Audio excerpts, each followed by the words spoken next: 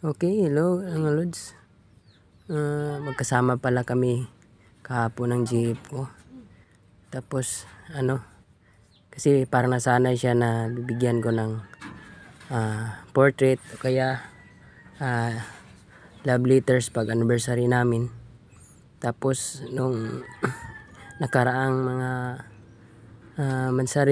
anniversary namin, parang sa sobrang busy nakalimutan ko na gumawa. Kaya tinanong ko siya kung anong gusto niyang matanggap. Sabi ko baka pwede na lang, bigyan ko lang siya ng bleach art. Sabi niya hindi naman ganun kasi parang nagdidiman ako. Sabi ko ayos lang naman kasi gusto ko lang naman na maging personal model ka. Binigay ko sa kanya yung cellphone ko. Tapos sabi ko baka pwede ka pumili ka ng gusto mong i-bleach art ko. Sabi niya sige, ako titingnan ko. Tapos wala siyang sinabi sa akin. Tapos nung kinuha ko yung cellphone, ito yung nakita ko na pag open ko sa screen, ito yung nakikita ko. Sabi ko ito kaya yung gusto niyang ipaano. Kaya ito na lang ang ginagawa ko. Parang lang, sabi ko sa kanya hihintayin mo ako mga hapon, babalik ako dito kasi sabi ko gagawa natin ng paraan na maibigay ko sa iyo yung parang anniversary 27th monthsary gift. Ayun mga lods, umuwi ako. Tapos ginagawa ko na to. Tapos akala ko madali lang. Yun pala, nag-i-enjoy lang talaga ako sa process mga lods. Enjoy ko lang kasi ma-detailed pala. Pero ito nakakaahon rin. At saka parang ini-enjoy ko talaga yung process.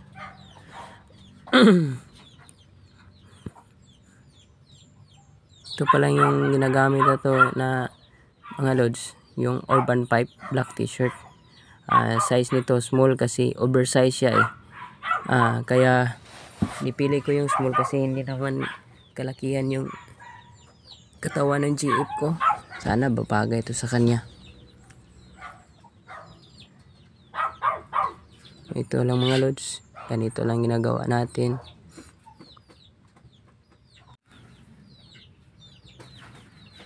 Sana makabawi ito kahit papaano mga lods. Kasi parang nafe-feel niya na parang nagbago ka na. Kasi dati pag mansari natin, anniversary, may love letters ka na ibinigay sa akin, kaya portrait. Ayaw ko naman na maramdaman niya yun. Kasi talaga, medyo kapag tumatanggap na tayo sa adulting stage, may mga responsibilidad na tayo na gagampanan. Kailangan magtrabaho para matustusan yung mga pangangailangan. Tsaka minsan nakakapagod rin Tapos nakakatamad din pag may load. Kasi inahanda mo yung yung mga art mats mo. Tapos ayun, nagfi-Facebook, scroll lang scroll sa TikTok. Kaya wala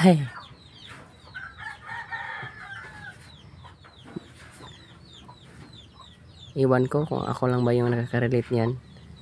Pero baka maraming nakaka-relate na mga artist na ganyan. Kaya ito yung isa sa New Year's resolution ko talaga. Yung ano, magsisipag na ako. Tapos hindi na ako mag load siguro para hindi ako tukso sa kakascroll ng TikTok at Facebook.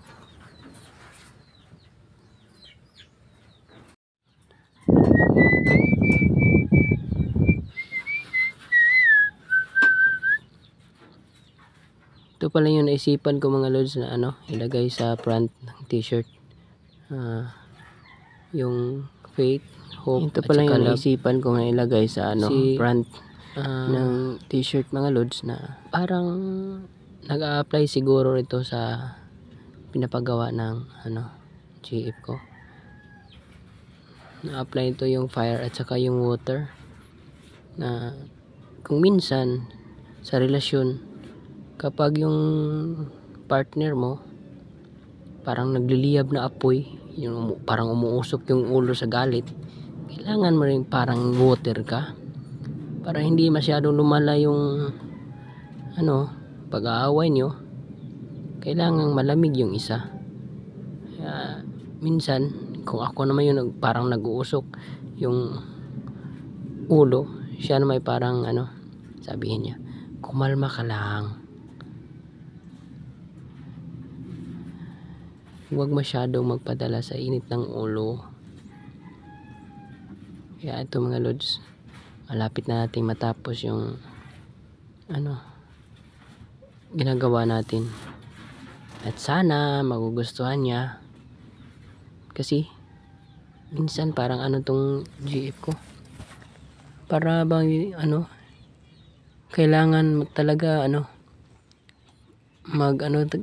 pay attention ka talaga, kasi parang minsan hindi siya nagsasalita, kaya sa action ka na lang lalo na kapag galito. Nako, kung hindi mo talaga kulitin, baka isang taon kayang hindi ka kausapin. Pasensya na kayo mga lods, itong kasing alaga naming pusa, napaka-sweet, napakalambing. Kung saan ako gumagawa ng obra, andun din siya. Kaya kikita nyo parang